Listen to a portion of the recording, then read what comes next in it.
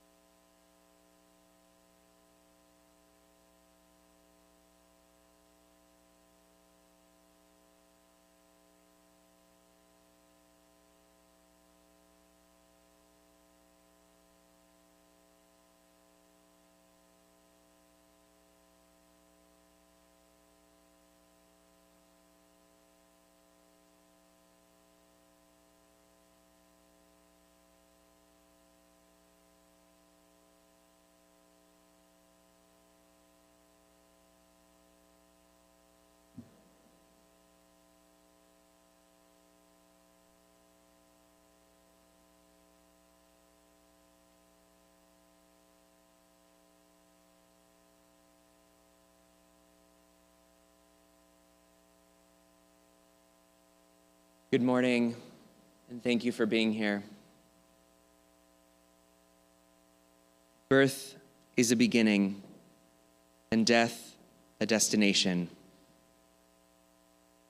And life is a journey, from childhood to maturity, and youth to age, from innocence to awareness, and ignorance to knowing, from foolishness to discretion, and then perhaps to wisdom, from weakness to strength, or strength to weakness, and often back again, from health to sickness, and back we pray to health again, from offense to forgiveness, from loneliness to love, from joy to gratitude, from pain to compassion, and grief to understanding, from fear to faith, from defeat to defeat to defeat, until looking backward or ahead, we see that victory lies not at some high place along the way, but in having made the journey stage by stage, a sacred pilgrimage. Birth is a beginning, and death a destination. And life is a journey, a sacred pilgrimage to life everlasting. We gather this morning with two purposes. The first is to remember our beloved Esther Rosenberg, the general, or if you're of the Boston family, Esther.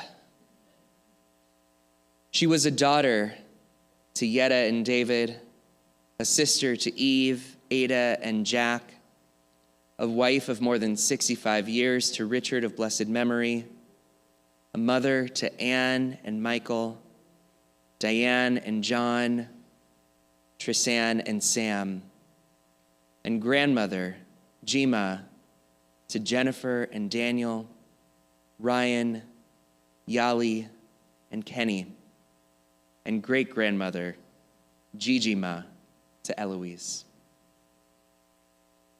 We are also here today to offer comfort to each other and to bring that comfort to all of her loved ones, to let them know that they are not alone. We mourn, we offer comfort, and we take Esther's memory with us. Esther was a firebrand, a confident, learned, wonderful woman who touched the hearts of so many. She was a woman who found joy in learning, attending classes of all sorts, from Torah study even just 3 days before she died, to opera. She was always seeking to broaden her knowledge and experience life to its fullest. Despite her physical limitations as she aged, she never complained, instead focusing on the positive things in life. She lived by the example of her parents, valuing family above all else, and not having time for drama or any other kind of nonsense. Her close relationship with her family was a testament to her love and devotion. Though she may not have been a good cook, she could whip up a mean batch of waffles. But more than her culinary skills, she was known for her infectious laughter and her wisdom, which she imparted through her Esther's Pearls, mini lectures filled with life lessons. One of the pearls she always shared was the idea that no matter how much you have, someone has it worse, and it's important to take care of them. She lived this philosophy, never wasting anything and always looking for ways to help others. And despite her disdain for the idiot box, which she called the TV, she never failed to bring humor and joy to those around her. Her positive outlook on life and her selfless nature made her a true inspiration to all who knew her. Today, as we say goodbye to this remarkable woman, we carry with us her legacy of love, laughter, and wisdom. She may no longer be with us in body, but her spirit will continue to live on through the memories she left behind. The truth is, for everything I could or any of us could say about her, No words could properly encompass her the way she is described in the poem from the book of Proverbs. Eshet Chayil, a mother of generations, a woman of valor. She is precious in the gifts that she has given to our family. Her children have found trust and truth in these gifts. We follow in patterns that she taught. She is robed in strength and dignity, and she smiles at the future. She opens her mouth with wisdom, and the teaching of kindness is on her tongue. We benefit and learn from her wisdom. May she always be credited for the fruit of her labor and her achievements. May she live on in glory. We remember Esther and join our hearts together to give comfort and strength to her family. Mourning is a time filled with many emotions and memories, both bitter and sweet. We begin our service with the recitation of psalms and prayers, thus linking Esther's life with the millennia-old tradition of the people Israel and the eternity of God. On the inside of our pamphlet, I hope you'll join me. Esainai el heharim me'ayin yavo ezri. Esainai el heharim me'ayin yavo ezri. Ezri me'im Adonai oseh shamayim va'aretz. Ezri me'im Adonai oseh shamayim va'aretz. Together in the English. I lift my eyes to the mountains. What is the source of my help? My help comes from Adonai, maker of heaven and earth. God will not let your foot give way. Your protector will not slumber. See, the guardian of Israel neither slumbers nor sleeps. God is your guardian. God is your protection at your right hand. By day the sun will not strike you, nor the moon by night. Adonai will guard you from all harm. God will guard your soul, your going and coming, now and forever. No one of us wants to live life without those loved ones whose own lives brought such meaning, goodness, and happiness to our days. No one of us can imagine how life will be the same and how it will change after a loved one has passed. So we all learn to make an adjustment. Still in love with those whom we miss, we learn to live with them, without them. We learn to continue our most sacred relationships in memory of them, rather than in life with them. We remember the things we used to do together. We remember the places where we used to go. We recall holiday celebrations and other special occasions that we shared. We recall the private moments and personal feelings that always meant so much to us. In time, we discover that we still enjoy doing many of those things. We still go to some of those places. We still celebrate the happiness of holidays and mark the significance of important milestones with others. In time, our lives and the lives of our loved ones continue as they must. We are engaged by so much that is new. We are comforted by all that is familiar. But no matter the progress of our lives, something has changed. One day we realize that we are living with those whom we remember in a different way.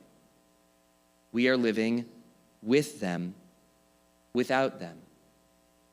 We never thought we would, nor certainly that we could, live with our beloved departed in this way. This is the gift of their love that we still feel. This is the significance of their lives that we still appreciate. Today, we recognize the fullness of our daily experiences and blessings so that we are able to go on living our lives with Esther, without Esther. on the front of our pamphlets, Psalm 23. Mizmor leDavid, Adonai roi lo echsar, binot deshe yarbitseini, Ame menuchot yenahaleni, nafshi eshovev, yancheni v'magle tzedek lema'an shemo. Gam ki elech begetz al mavet, Lo irara, ki ata imadi. Shiftecha umishantecha, hema yenachamuni.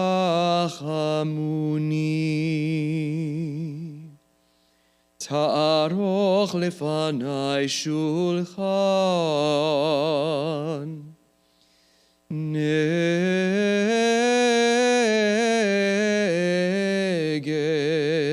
tzorirai, dishantav Hashem en roshi, Kosirvaya, ach tov v'chesed yerdefuni, kol yemei chayai, v'shavti beveit Adonai, le'orech yamim.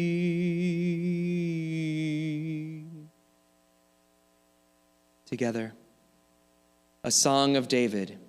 Eternal God, you are my shepherd, I shall not want. You make me lie down in green pastures. You lead me beside still waters. You restore my soul. You guide me in paths of righteousness for the sake of your name. Even when I walk through the valley of the shadow of death, I will fear no evil, for you are with me. With rod and staff you comfort me.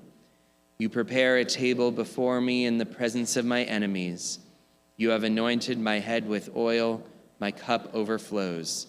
Surely goodness and mercy shall follow me all the days of my life, and I shall dwell in the house of God forever.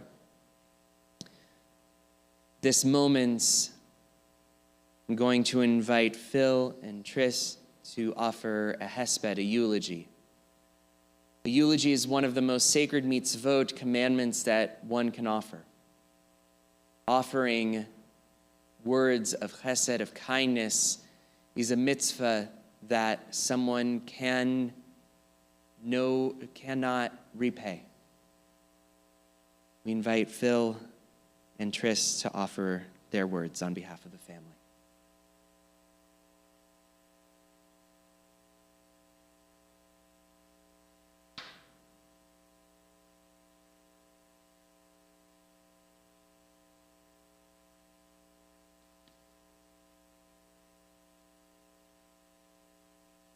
Before speaking about Esther, I'd like to give a quick little update on Uncle Dick. At his funeral, I spoke about how the time I spent with him sparked my interest in photography, which continues to this day. This year, my youngest grandson, Dawson, who's 4, was following me around as I took pictures at his older brother's soccer game. I showed him how to take a picture, and eventually I gave him one of my old point-and-shoot cameras, which naturally was a Nikon. So at the games, he and I would walk around the field, taking pictures and showing each other what we shot. We've done the same for this past basketball season. Uncle Dick and Dawson never met each other. But there is a connection between them. It exists because of what Uncle Dick did during his lifetime and continues to benefit people, including those he never knew, like Dawson. This is just one of the real-life examples of the legacy of Dick Rosenberg left. Sorry, I wasn't expecting to fall apart until the end. So, as some of you know, I spent the summer in San Diego when I was 15 in 1975, and I want to finally take the opportunity to put to rest one of the only things that I didn't see eye to eye on with Aunt Esther. You see, when I came, I brought a trunk of clothes like you take to summer camp or on a long trip. And if anybody knew my mother, she would ensure I had all the necessities for a 2-month sojourn in Southern California. Anytime the subject of the summer camp came up over the years, the one thing Aunt Esther would like to repeat is that I only wore one set of underwear all summer long. She perpetuated this lie for close to 50 years, and I wanted to take this opportunity to set the record straight. So you folks look like a reasonable group of people. Does it sound reasonable that out of probably 60 pairs that I was traveling with, that only one would have been used? I rest my case. Aunt Esther's passing brings an end to an era and generation from our grandparents, David and Yetta Druka. This group of 4 children, 3 girls and 1 boy, started almost 100 years ago with our Aunt Eve being born in May 1923. Esther the baby was born 7 years later in 1930. This group of 4, Eve, Ada, my dad, Jacob, and Esther, expanded to a group of 8 with Uncle Dave, Uncle Ralph, Uncle Dick, and my mom, Anna. As a kid, it seemed like the world revolved around these people. They organized the holidays, dinners, vacations, and such. When my folks had a beach house and they got together, they would seem to pick up where they left off, even if they hadn't been together in a few years. And I'm sure as parents, that's what you hope for all your kids, as they get along and stay together as they get older. I have a picture of this group of 8 behind my desk from when we celebrated my son Josh becoming bar mitzvah in 1998. And I think for everybody, it's hard for us to see the last of this group go. When we came in 2020 to celebrate Esther's 90th birthday, see, I said the R at the end just for anybody with a bingo card, I gave her a letter that I wrote to her, and I'd like to share some parts of it with you. And by the way, several times a week, my morning coffee is in the Hello 90 coffee cup. You may recall at Esther's birthday celebration, Tris was relaying a story from Esther about when she was born. So my letter to her started with, I just wanted to jot down a short note to you celebrating your 90th birthday. It's kind of funny that you recalled Zadie saying to call the hospital when you were born to check if they made a mistake because there was another daughter and not a son. I was wondering what he would think about his youngest child's life. When I think of him and the time he was from, the thing that describes him best to me is what he used to say when we were going someplace. He would ask if we were taking the machine. Never the car, never an auto, always the machine. I think he had a couple of tries at learning how to drive, but I guess he and the machine didn't get along too well. When we were celebrating Esther's birthday in early 2020, it was several months after the 50th anniversary of the moon landing. So I told her I remembered as a kid asking my dad what Zadie thought about the moon landing in 1969. He said that Zadie didn't believe it. It was on TV. We all saw them there in the pictures they showed. My father said that Zadie couldn't understand how they could be all the way up there. It wasn't that he was some kind of conspiracy nut, but the moon, how could anyone get up there? I asked where did he think they were, and my dad replied, some very high mountain, which was the answer to the next question of why they had to wear special suits and helmets. My guess is if you would tell him that a president of the United States was at his granddaughter's wedding, perhaps he would have been slightly more believing in that, since you could explain how it happened, show him pictures, and somehow it is more likely that a man being on the moon. I think he would have been pleased to know that his children attended Shabbat services regularly, and while perhaps not recognizing the need for a girl to become a bat mitzvah, he certainly would have respected the Torah study that went into it. I think knowing that one of his great-grandsons, Ryan, was a fellow fermenter and is in the noble retail profession would put a smile on his face. I know my dad would have quizzed Ryan about the store, what sells best, what things cost, what the margins were, etc.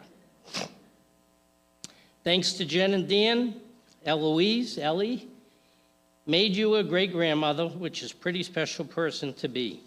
I had only met 4. Debbie's grandmother, my wife's grandmother, Debbie's mother, Honey, and now you.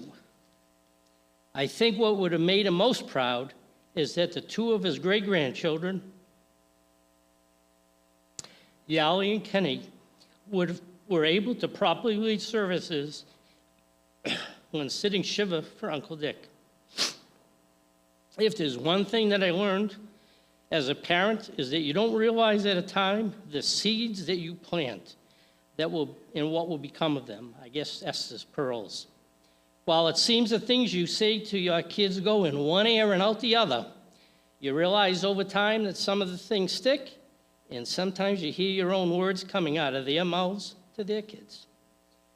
So for an immigrant with one eye who didn't like to speak English and couldn't drive, he and Booby were able to plant plenty of seeds, and we all benefited from that. I said to Ann earlier this week that Esther and Dick could have been in a documentary of the American dream, moving several times from Oak Ridge to Pittsburgh and finally landing here in San Diego. Any trip to San Diego was an exciting time. It was like leaving Boston in black and white and coming here in Technicolor. Without a doubt, Esther and Dick had the coolest house that anybody in the family had. It was like walking into the home of the Brady Bunch, except they were short 3 boys. They also had the coolest cars.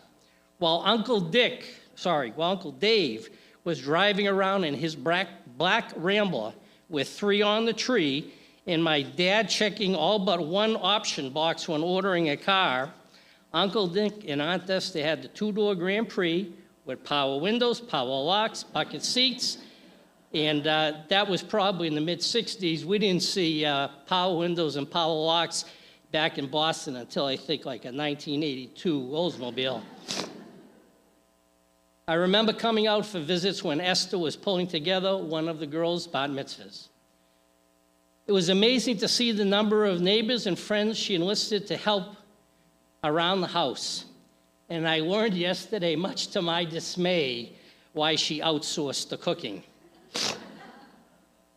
She was always interested in what you were doing and generally made you feel that she was always in your corner. She always seemed happy and positive, and that continued throughout her life. I would see her, or anytime I would speak to her on the phone. I'm particularly grateful to Aunt Esther, since through her, it allowed me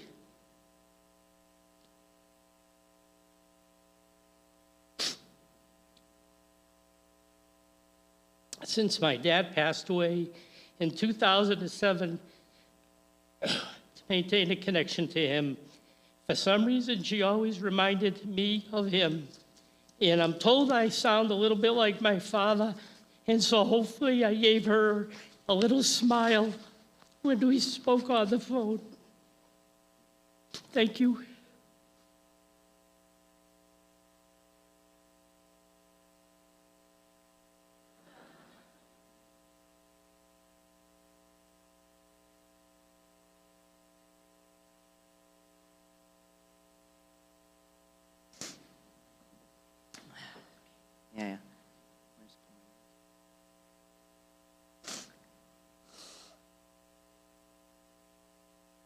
Maybe to honor my mom, I'll put my tissue right here.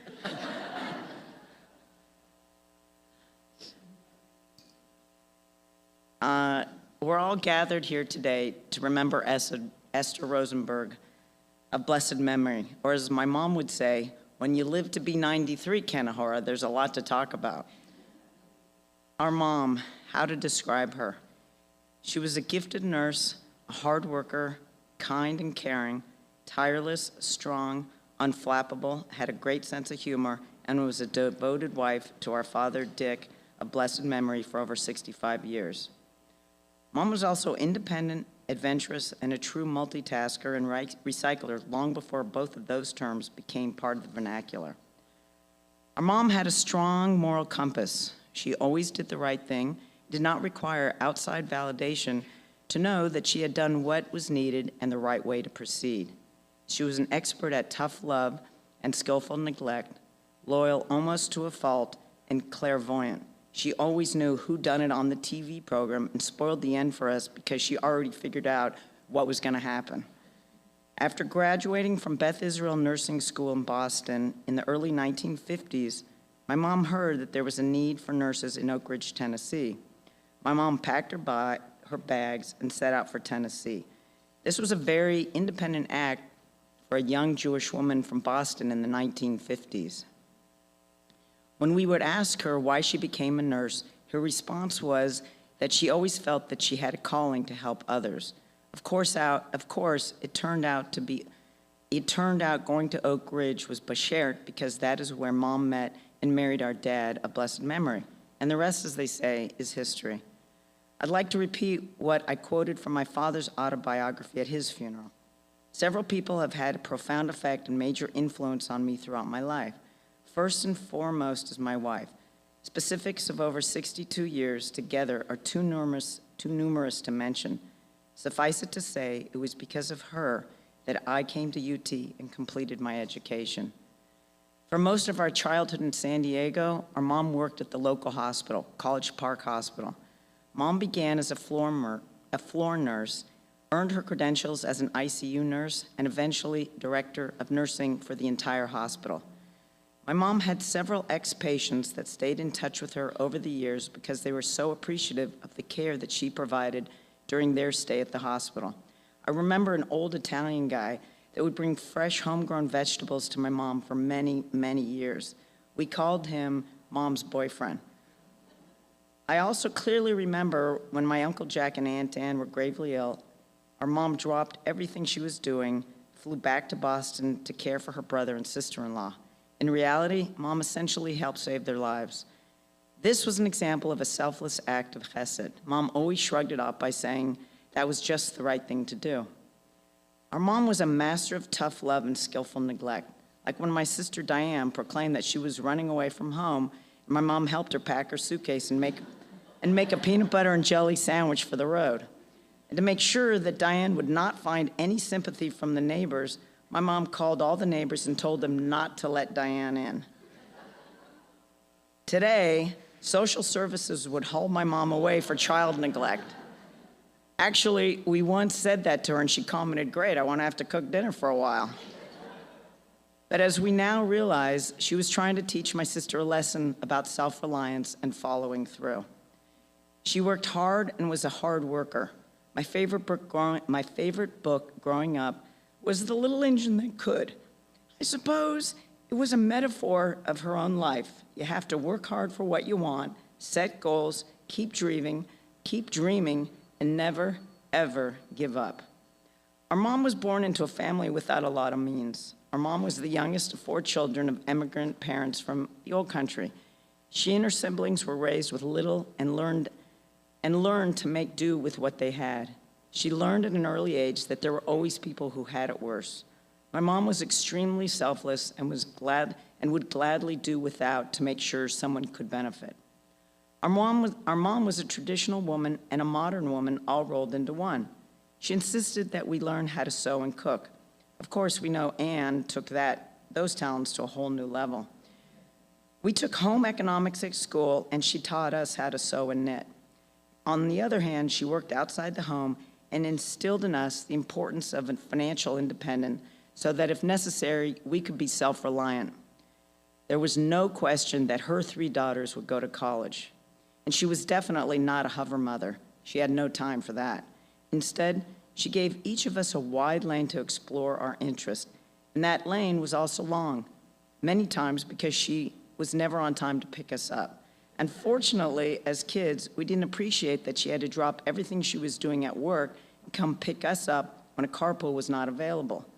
For my sister Anne, her wide lane included sewing and cooking. For Diane, it was ice skating, acting, and dress up, which Diane, as we know, has taken it to the highest level.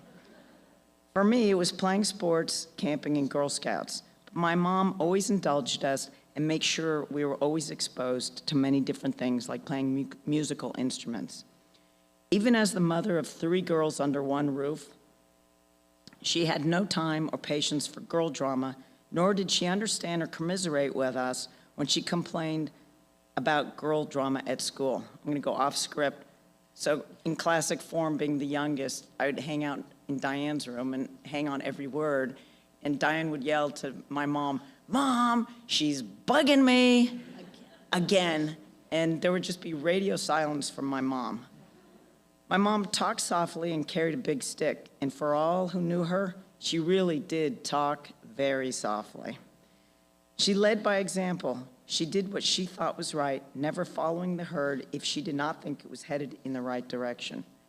Our mom did not tolerate being idle or sitting around doing nothing, and the word bored was not in her vocabulary. She didn't know from downtime or me time. She believed in having something to show for your time and being productive. One of her favorite mantras when she would catch us watching TV, or affectionately referring to the TV in the house as the idiot box, was, "What are you doing watching TV? You can do that when you're 90. She rarely baked from a box, always from scratch. Remember the doll cakes? She had an excellent working relationship with the freezer that was in our garage. She used the freezer to its maximum capacity and purpose, which meant nothing got wasted or thrown away. We kidded her about the longevity of stuff that she kept in the freezer. For her, the freezer was a lifesaver and a time saver. She would start prepping for Thanksgiving several months before by baking her famous pecan and pumpkin pies. If it could go in a plastic container or a metal pan, then it was freezer worthy. And if we saw freezer burn on the petrified food, our mom would sort of shrug her shoulders, surgically remove any evidence of freezer burn. One year, she had the brilliant idea to make the turkey several weeks ahead of time and freeze it. We put our foot down to that one. And that's when Anne took over the responsibility of making the turkey. My mom always commented that her mother, our Booby, had a keen sense of taste and smell, as does Anne. My mom, however, not so much. She was much more generous and liberal about whether something smelled rotten or sour. She would just look at us, shrug her shoulders, cut away the alleged bad part, and continue to eat it. Like what? There's nothing wrong with this. Thanksgiving was clearly my mom's favorite holiday. For years, we hosted friends and friends of friends and relatives and college students from San Diego State and Navy sailors for Thanksgiving. When she learned that someone didn't have a place to go for Thanksgiving, she invited them to our house, including the wacky Spanish teacher from junior high who came for many years. The guest list only grew. When Anne married Michael, his family joined our family at Thanksgiving. And it wasn't just Mike's parents, but his sister and brothers and their families, and even Mike's grandparents. And when there were cousins from the East Coast that relocated to the West Coast, they were invited and continued to battle the traffic from LA to spend Thanksgiving at 5230. It makes complete sense that my mom would open their tent and welcome everyone to join us for Thanksgiving. It was the perfect combination of Jewish values and an American tradition. As it said in the Torah, remember that we were strangers in the land of Egypt. Wherever my parents were, Oak Ridge, Pittsburgh, Palo Alto, and eventually San Diego, they made friends, solidified relationships, but never forgot what it felt like to be strangers in a foreign land. Our doors were always open at Thanksgiving. And as a Thanksgiving in a Jewish home, my mom always prepared homemade chopped liver. It was always a fan favorite. Never made from a recipe, always made by taste. And no matter how much chopped liver my mom made, there was never any left over. Providing us with a Jewish education was a priority for my parents.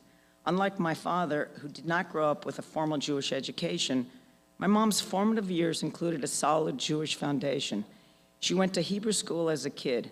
However, working full-time, being a dutiful wife, and raising 3 girls did not leave any time for adult Jewish education. When she retired and immersed herself in Torah study and attending services every Saturday through her 90th year.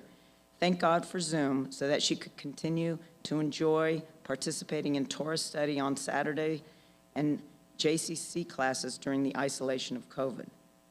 Neither my mom or dad became bar bat mitzvah as a kid.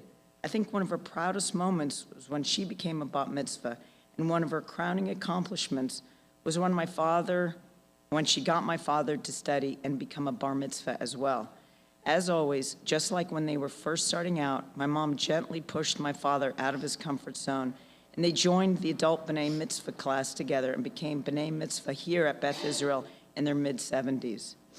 My mom lived her Jewish values, though she didn't call it tikkun olam. To her core, she believed in repairing the world. My mom had a hardwired internal compass for justice and was a champion for the underserved and those less fortunate than her. I think it came from the fact that she grew up so little and overcame and accomplished so much over the span of her life.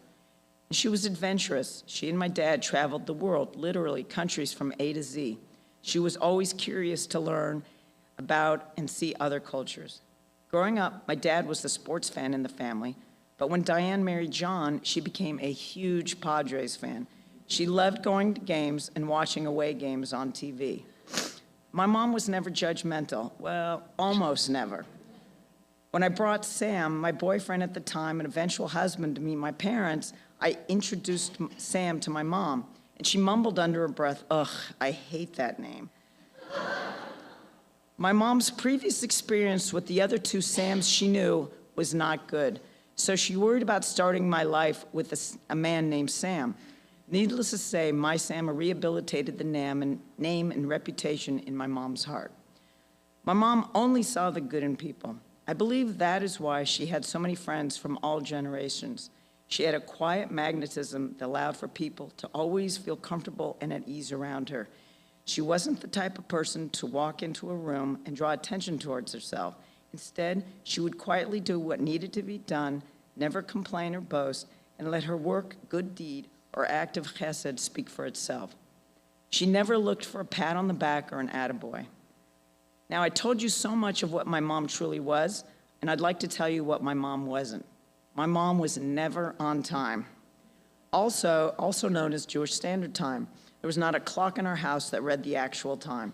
Every clock ran 10 to 15 minutes ahead of time so she wouldn't be late. It didn't help. Didn't matter. And she was not good at singing. She couldn't carry a tune if her life depended on it. Our mom was not athletic or competitive with others. She was only competitive with herself, always striving to do the best that she could do. As I mentioned, she did have a good sense of humor, especially when she was the butt of the joke, but she was not a good joke teller. She would get to the punchline and either remember it or mess it up, and then she would laugh, and we would all say, "Oh, Mom."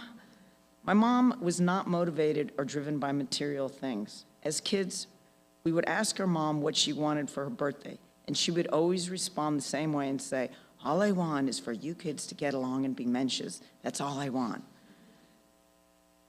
Mom was also very proud of her grandchildren, Jenny and Dan, Ryan, Yali, Kenny, and all their accomplishments. She especially derived much nachas from our weekly Friday night Shabbat visits by Zoom with the family, and particularly with her favorite great-granddaughter, Ellie.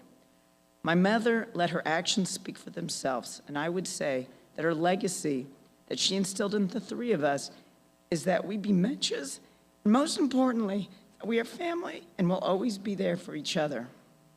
I would be remiss to not express our deepest appreciation for the love and care provided by Nini Sandoval and the cadre of caregivers from Always Care, including Ruth, Sandra, Tamara, Talita, who provided loving care for our mom for the past several years.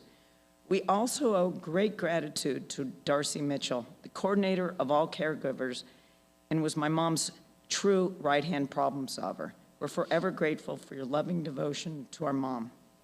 My mom lived a good, long life, and she passed quietly, without suffering, surrounded by those who loved her. I believe this is exactly how she wanted it to be. May her memory be for a blessing. Yehi Zichronah Baruch.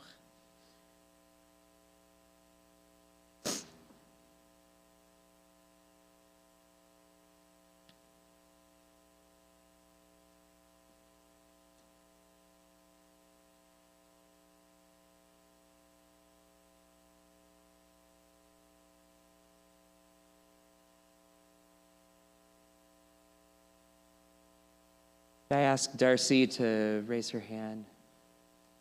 So Darcy's work as a problem solver continues.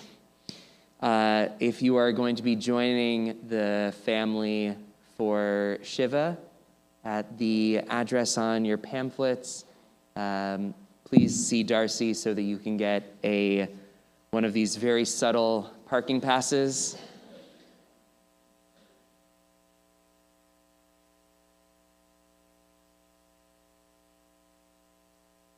Phil, on this incredible day of memory, as we honor Esther, please know that we believe Esther today. I'm sorry.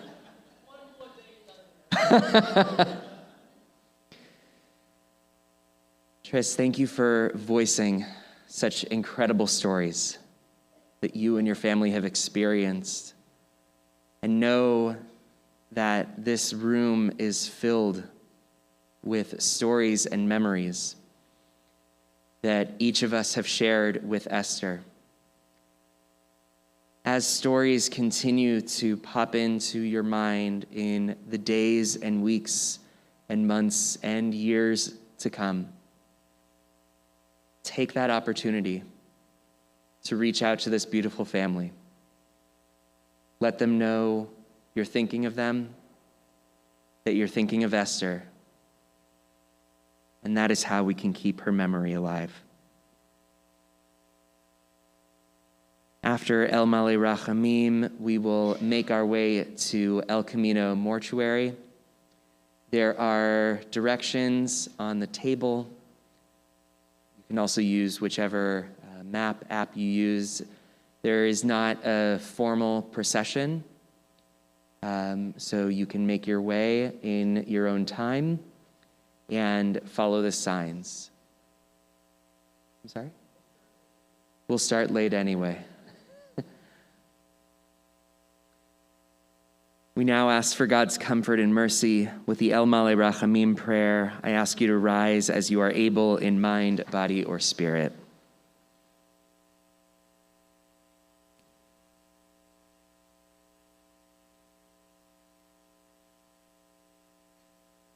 El Mare Rachamim Shochein Bamromim Hametzei Menucha Nechona Tachat Kanfei HaShekhinah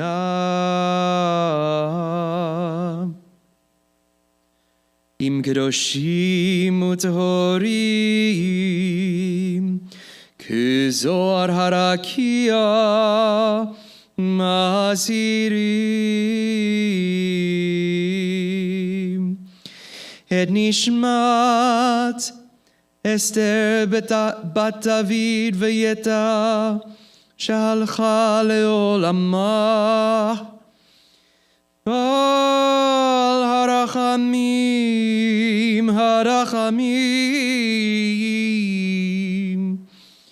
Yasireha beseter kenafav leolamim Vitzror achayim enishmata Adonai hu nachalata ותנוח בשלום על משכבה, ונאמר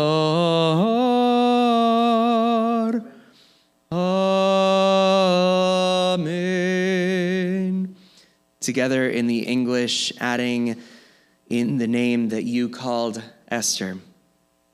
God filled with mercy, who dwells on high, bring proper rest beneath the wings of your presence amid the ranks of the holy and pure to Esther Rosenberg, who has entered eternity.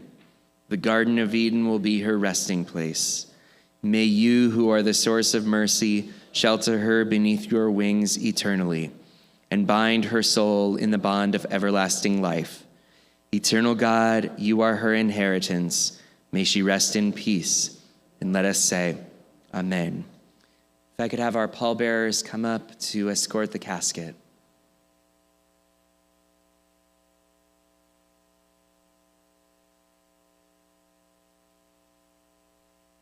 Once the casket leaves, you may make your way to your cars and join us at El Camino.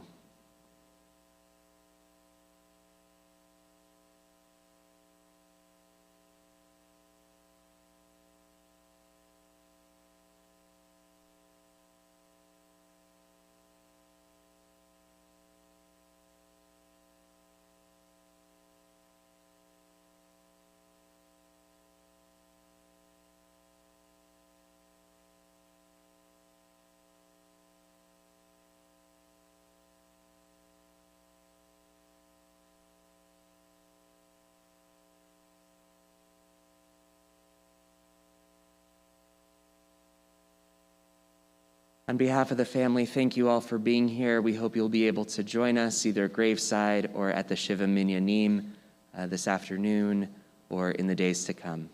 Thank you very much.